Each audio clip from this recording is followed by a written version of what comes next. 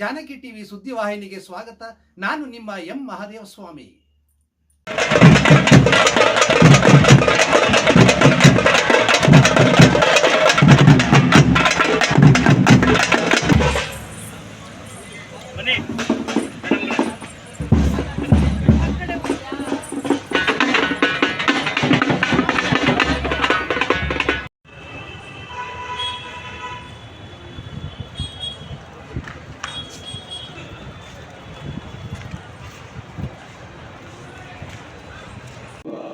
ನಿಸರ್ಗ ಸಹಜವಾದಂಥ ಕವಿತ್ವ, 2000 ವರ್ಷಗಳ ಇತಿಹಾಸ ಇರುವಂತಹ ಸುದೀರ್ಘ ಇತಿಹಾಸ ಇರುವಂತಹ ಕನ್ನಡ ಸಾಹಿತ್ಯವನ್ನು ನೀವು ಅವಲೋಕಿಸಿ ನೋಡಿದರೆ ಕನಕದಾಸರಂತ ಕವಿ ಮತ್ತೊಬ್ಬ ಸಿಕ್ಕೋದಿಲ್ಲ.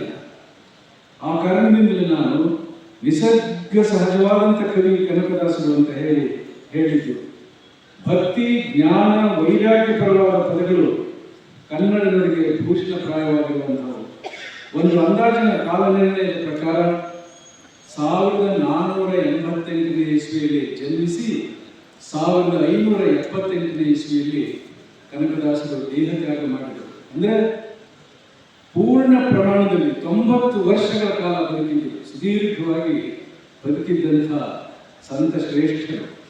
ಅವರ ಬದುಕು 90 ವರ್ಷಗಳ ವಸಂತ ಕಾಲದಲ್ಲಿ ಅದು ನಾಟ್ಯವಾಯಿತು ಅನ್ನುವ ಸತ್ಯವನ್ನು ನಾವು ನೆನೆದಾಗ ಆಧುನಿಕ ಕಾಲದ ಕವಿವರೇಣ್ಯರಲ್ಲಿ ಅಗ್ರಗಣ್ಯರಾದಂಥ ಕುವೆಂಪು ಅವರ ನೆನಪಾಗುತ್ತೆ. ಯಾಕಂದರೆ ಅವರು ಕೂಡ ಸರಿಯಾಗಿ 90 ವರ್ಷಗಳ ಕಾಲ ಬದುಕಿದ್ದರು. 15-16ನೇ ಶತಮಾನದ ಸಂತ ಶ್ರೇಷ್ಠ ಕನಕದಾಸರಿಗೂ ಆಧುನಿಕ ಕಾಲದ ಕುವೆಂಪುರವರಿಗೂ ಒಂದು ಅವಿನಾಭಾವವಾದಂಥ ಸಂಬಂಧ ಇದೆ. ಇಬ್ಬರು ಕೂಡ ಆಧ್ಯಾತ್ಮಿಕ ಜೀವಿಗಳು. ಬೇಸಿಕಲಾಗಿ ದೇ ಆರ್ ಸ್ಪಿರಿಚುವಲ್ ಬೀಯಿಂಗ್ಸ್. ನನಗೆ ಮಂಗಳ ಕಾರ್ಯದಲ್ಲಿ ಭಾಗವಹಿಸುವಂತೆ ನನಗೆ ಒಂದು ರೀತಿಯ ಆಹ್ವಾನ ಇರುತ್ತೆ. ನೀನು ಎಕ್ಕಶ್ಚಿತ್ ಧಾನ್ಯ ಅಂತ ಹೇಳಿ ಹೀಯಾಳಿಸುವ ಸಂದರ್ಭದಲ್ಲಿ ರಾಗಿ ಉತ್ತರ ಕೊಡುತ್ತೆ. ಮಳೆ ತೆಗೆದು ಬೆಳೆಯಡಗಿ ಕ್ಷಾಮದ ವಿಳೆಯ ಕಾಲದೊಳ ಅನ್ನವಿಲ್ಲದೆ, ಮಳೆ ತೆಗೆದು ಬೆಳೆಯಡಗಿ ಕ್ಷಾಮದ ವಿಳೆಯ ಕಾಲದೊಳ ಅನ್ನವಿಲ್ಲದೆ, ಅಳಿವ ಪ್ರಾಣಿಗಳಾಧರಿಸಿ ಸಲಹುವೇನು ಜಗವಲಿಯೇ, ಎಲ್ಲವೋ ನೀನೆಲ್ಲಿಯೋ ನಿನ್ನಯ ಬಳಗವರು ತಾನೆಲ್ಲಿಯರು, ಈ ಹಲವು ಧಾನ್ಯಗಳಿಗೆ ಸರಿ ಸಮ ಇಲ್ಲ, ಸರಿ ಸಾಟಿ ಇಲ್ಲ ಅಂತ ರಾಗಿ ಉತ್ತರ ಕೊಡುತ್ತೆ. ಭತ್ತ ಮತ್ತು ರಾಗಿಯ ನಡುವೆ ನಡೆಯುವ ಈ ವಾಗ್ವಾದ ಸಾಮಾಜಿಕ ಸ್ತರಕ್ಕೂ ವಿಸ್ತರಿಸಿ ಉಚ್ಚ ನೀಚ ಮೇಲು ಕೀಳೆಂಬ ಭೇದವನ್ನು ಛೇದಿಸುವಷ್ಟು ಸಮರ್ಥವಾಗಿದೆ. ಈ ಒಂದು ಉಚ್ಚ ನೀಚ ರಾಗಿ ಮತ್ತು ಭತ್ತದ ನಡುವಿನ ಈ ವಾಗ್ವಾದ ಇಡೀ ನಮ್ಮ ಸಮಾಜಕ್ಕೆ, ವಿಶಾಲವಾದಂಥ ಸಮಾಜಕ್ಕೆ ಅನ್ವಯವಾಗುವ ಮೇಲು ಕೀಳು ಉಚ್ಚ ನೀಚ ಅನ್ನುವ ಭೇದವನ್ನು ಛೇದಿಸುವಷ್ಟು ಸಮರ್ಥವಾಗಿರುವಂಥ ಉತ್ಕೃಷ್ಟ ಕಾವ್ಯವನ್ನು ನಮಗೆ ಕನಕದಾಸರು ನೀಡಿದ್ದಾರೆ. ಮೋಹನ ತರಂಗಿಣಿ ಉಡುಪಿಯಲ್ಲಿ ದರ್ಶನ ಕೊಡಲಿಲ್ಲ ಕನಕದಾಸರಿಗೆ ಅಂತ ಹೇಳಿದಾಗ ಅವರು ಭಕ್ತಿಯಿಂದ ಬೇಡ್ಕೊಂಡಾಗ ಶ್ರೀಕೃಷ್ಣನ ತಿರುಗಿ ಆ ಕನಕ ಕಿಂಡಿ ಅಂತಲೇ ಇವತ್ತಿಗೂ ವಿಶೇಷವಾಗೈತೆ ಅದು. ಅದೇ ರೀತಿ ಇವತ್ತು ನಮ್ಮ ರಾಜ್ಯದ ಮುಖ್ಯಮಂತ್ರಿಗಳು ಯಾವುದೇ ಕುಲ, ಯಾವುದೇ ಜಾತಿ ನೋಡದೆ ಎಲ್ಲರೂ ಸಮಾನವಾಗಿರಬೇಕು ಅನ್ನೋ ನಿಟ್ಟಿನಲ್ಲಿ ಇವತ್ತು ಅವರು 45 ವರ್ಷಗಳ ರಾಜಕಾರಣ ಜೀವನದಲ್ಲಿ ನಡ್ಕೊಂಡು ಬಂದಿದ್ದಾರೆ. ಅವರು 5 ವರ್ಷ ಮುಖ್ಯಮಂತ್ರಿಗಳಾಗಿ ಈ ರಾಜ್ಯಕ್ಕೆ ಎಲ್ಲ ಸಮಾಜದವರು ಕನಕದಾಸರ ಏನು ಆ ಕೀರ್ತನೆಗೆ ತಕ್ಕಂತೆ ಎಲ್ಲ ಜಾತಿಯವ್ರಿಗೂ ಯಾವುದೇ ಕುಲ ಜಾತಿ ಅಂತ ನೋಡದೆ ಎಲ್ಲರಿಗೂ ಸೌಕರ್ಯವನ್ನು ಒದಗಿಸಿದಂಥವ್ರು. ಮತ್ತೆ ದಕ್ಷತೆ ಮತ್ತು ಪ್ರಾಮಾಣಿಕತೆಯಿಂದ ಅವರು ಅವ್ರ ರಾಜಕೀಯ ಜೀವನವನ್ನು ಅಂದರೆ ಏನು ಭಕ್ತಿಯಿಂದ ಮತ್ತು ಶ್ರದ್ಧೆಯಿಂದ ಕನಕದಾಸರು ಶ್ರೀಕೃಷ್ಣವನ್ನು ಅವ್ರ ಕಡೆ ತಿರುಗಿ ಅವರು ಕೃಷ್ಣಪುರ ರೀತಿಯಲ್ಲಿ ಯಾವ ರೀತಿ ಅವರು ಭಕ್ತಿ ಮತ್ತು ಶ್ರದ್ಧೆಯಿಂದ ಇದ್ರು, ಅದಕ್ಕೆ ಆ ಶ್ರೀಕೃಷ್ಣ ತಿರುಗಿದ. ಅದೇ ರೀತಿ ಸಿದ್ದರಾಮಯ್ಯ ಸಾಹೇಬರು ಏನು ಇವತ್ತು ದಕ್ಷತೆಯಿಂದ ಮತ್ತು ಪ್ರಾಮಾಣಿಕತೆಯಿಂದ ಈ ರಾಜ್ಯದಲ್ಲಿ ಆಡಳಿತವನ್ನು ಕೊಟ್ಟವರೇ.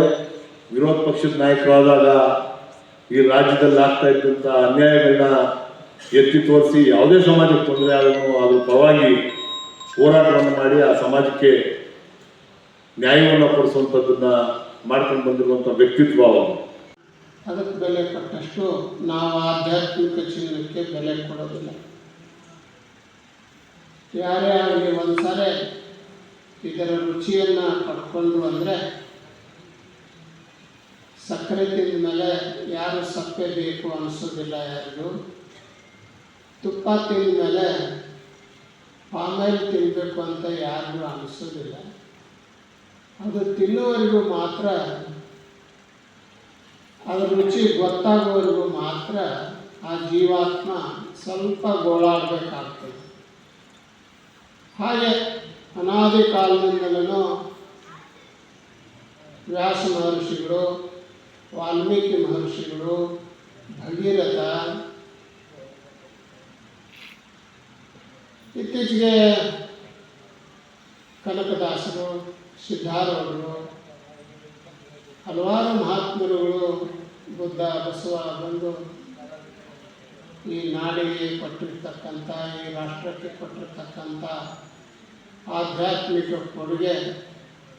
ಯಾಕೆ ಅಂದರೆ ಆ ರುಚಿಯನ್ನು ಅವರು ಸೌದ್ರು, ಅದರಿಂದ ಬಿಡಿಸ್ಕೊಂಡು ಯಾವತ್ತೂ ಹಿಂದ್ಕೋಗೋ ಮಾತೇ ಇರಲಿಲ್ಲ. ಹಾಗೆ ನಮಗೂ ಕೂಡ ಆ ರುಚಿ ಹತ್ತಿತು ಅಂದರೆ ಅದರಿಂದ ಬಿಡಿಸ್ಕೊಳ್ಳೋಕ್ಕೆ ಆಗೋದಿಲ್ಲ. ಭಾಳಷ್ಟು ಜನ ಹೆದರ್ತಾರೆ. ಅಲ್ಲಿ ಸೇರಿಬಿಟ್ರೆ ನಮಗೆ ಲೌಕಿಕ ವಿಷಯ ಬೇಸರ ಆಗುತ್ತೆ. ಅದು ಬೇಸರ ಆಗಲೇಬೇಕು. ಯಾಕೆ ಅಂದರೆ ನಾವು ಇಲ್ಲಿ ಬಂದು ಸಾಕಷ್ಟು ಲೀಲೆಗಳನ್ನು ಮಾಡಿ ಹೋಗಿದ್ದೀವಿ. ಮಾಡಿ ಸುಸ್ತಾಗಿದ್ದೀವಿ ಅಂತ ಗೊತ್ತಾದರೆ ಮಾತ್ರ ನಾವು ಇಲ್ಲಿಗೆ ಬರ್ತೀವಿ. ಕನಕದಾಸರ ತತ್ವಗಳನ್ನು, ಅನೇಕ ಮಹಾತ್ಮರ ತತ್ವಗಳನ್ನು ಜೀವನದಲ್ಲಿ ಅಳವಡಿಸ್ಕೋಬೇಕು ಅಂದರೆ ಈ ಸಂಸಾರಕ್ಕೆ ಬೇಸರಗೊಳ್ಳಬೇಕು. ಆವಾಗ ಮಾತ್ರ ಅದನ್ನು ಅಳವಡಿಸ್ಕೊಳ್ಳೋಕ್ಕೆ ಸಾಧ್ಯ ಆಗುತ್ತೆ. ಆ ರುಚಿ ಕಂಡುಕೊಂಡ್ವಿ ಅಂದರೆ ಈ ರುಚಿ ನಮಗೆ ಪಾಮಾಯಿಲ್ ಇದ್ದಂಗೆ, ಸಪ್ಪೆ ಊಟ ಇದ್ದಂಗೆ ಅನ್ನಿಸ್ತದೆ. ಕನಕರು ಈ ವೇದಿಕೆಯ ಮೇಲೆ ಶಾಸಕರು, ಈ ಸಮಿತಿಯ ಅಧ್ಯಕ್ಷರು, ಸಮರ್ಥ ಕನಕ ಕಾವ್ಯಗಳ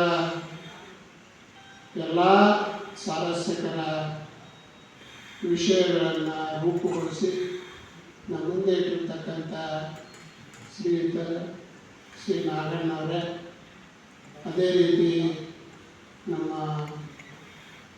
ಕನ್ನಡ ಪುಸ್ತಕ ಪ್ರಾಧಿಕಾರದ ಅಧ್ಯಕ್ಷರಾದ ಡಾಕ್ಟರ್ ಮಾನಸರವರೇ,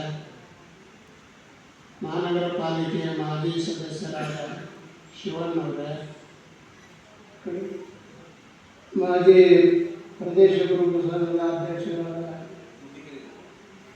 ಸುಬ್ರಹ್ಮಣ್ಯರವರೇ, ಮಡ್ಡಿಕೆರೆ ಗೋಪಾಲ್ರವರೇ, ಚಿನ್ನದ ಬೆಲೆ ಜಾಸ್ತಿ ಇರ್ತದೆ. ಧನ್ಯವಾದಗಳು. Okay, thank you.